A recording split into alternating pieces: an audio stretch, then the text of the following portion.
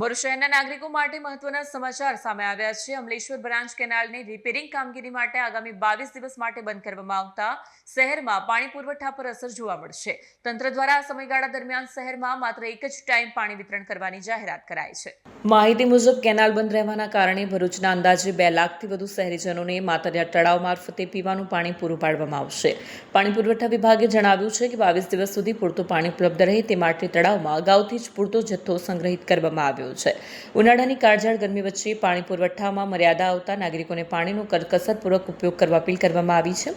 પાણીનો બગાડ ટાળવા તેમજ જરૂરી ઉપયોગ પૂરતો જ પાણી વાપરવા તંત્ર દ્વારા સૂચના આપવામાં આવે છે।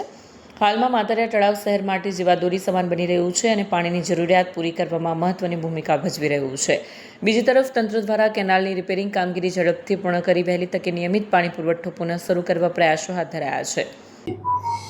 ભરૂચ શહેરને અમલેશ્વર બ્રાન્ચ કેનાલમાંથી પાણી મેળવી અને 2 ટાઈમ પૂરું પાડવામાં આવે છે।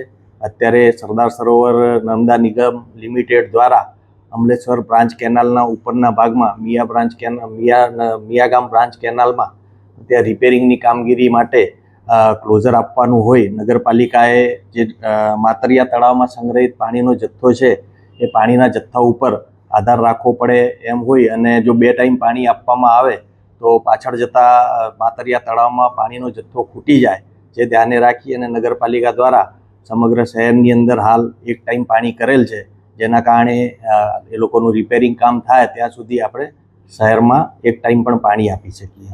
કેટલા સમય સુધી 1 ટાઈમ પાણી મળી જશે? અત્યારે આપણે જાહેરનામામાં ડિક્લેર કર્યું છે ત્યાં સુધીની અંદર જે છે એ લોકોનું રિપેરિંગ કામ પૂરું થઈ જશે, પછી રાબેતા મુજબ ડિક્લેર આપીશું પાણી। વિડીયો જર્નાલિસ્ટ વિરેન્દ્ર પાટીલ સાથે સત્ય ટીવી ન્યૂઝ ભરૂચ।